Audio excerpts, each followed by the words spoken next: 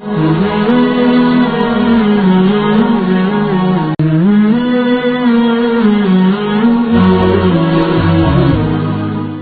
musafir di zaman modern menyedile na dalam perjalanan na kadar paduk kilometer paduk jarak aji untuk bisa berpuasa membuka puasa musafir dino karena pesawat, mobil dan sebagainya. Jadi kibancara puasa musafir dalam agama gedanyo bolehkan berbuka tetapi wajib qada.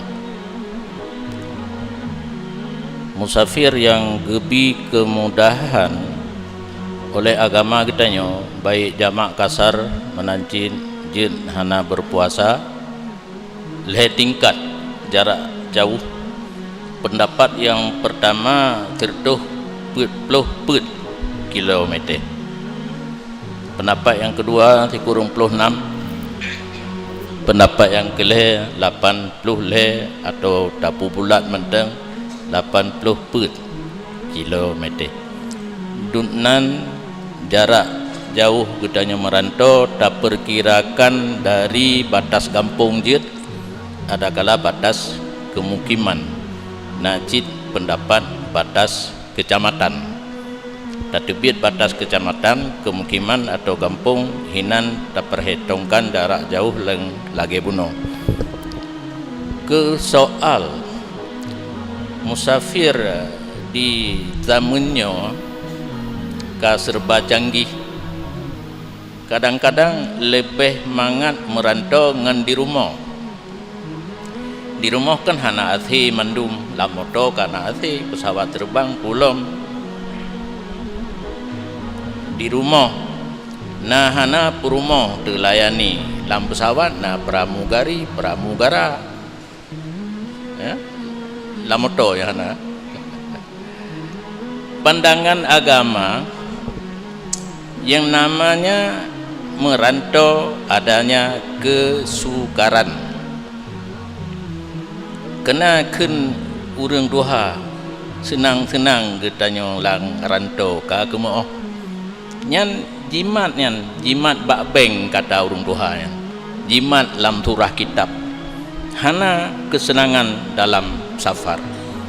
Sebenarnya yang menjadi penyebab gebi kemudahan bunuh dalam wate merantau jid jamak kasar jid hana puasa karena masyakkahnya.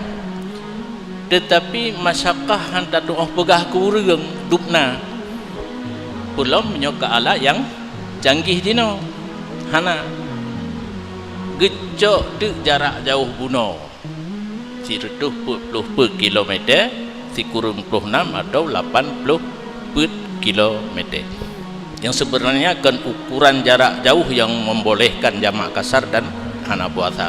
Kesukaran le urang yang geglang kaki bak kesukaran walaupun kata pegah merantau dengan alat yang sangat canggih lebih senang tasdel kursi dae tengok jitram pesawat jaga sang-sang si minit hagai perjalanan menancit urang di Sigli jak belau barang Medan simpatistar pu ya Raina 21 ya stel kursi dari Ija Limbut bengah 3 jaga kedi segar di mana-mana ba kan stasiun ja ukude ja belanja malam lam gekun le urang kun yang namanya merantau tetap ada kesukaran. Yang pertama toke buno purumoh na saja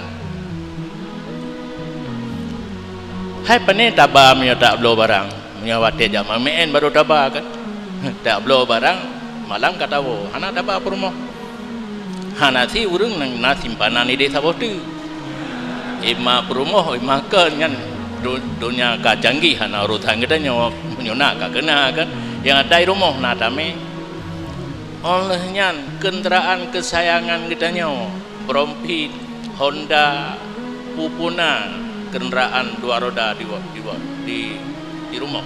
Nah damai. Hana. Yang kaya alam nak motor. Hana kagak sempati kuno panena tanah belang. Lampu rambut. Dum kesenangan dunia tinggal di saat gedanya merantau. Maka hana gada kesukaran kuno. Wajar walaupun tajak dengan pesawat yang kesukaran tetap menurut pandangan agama tetap dibolehkan jamak kasar dan tidak berpuasa.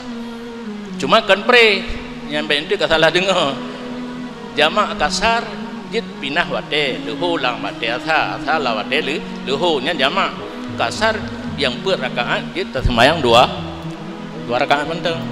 Puasa lagi nyanci saat gedanya ka di kampung payah kata puasa yang hana ada puasa saat dalam perantauan.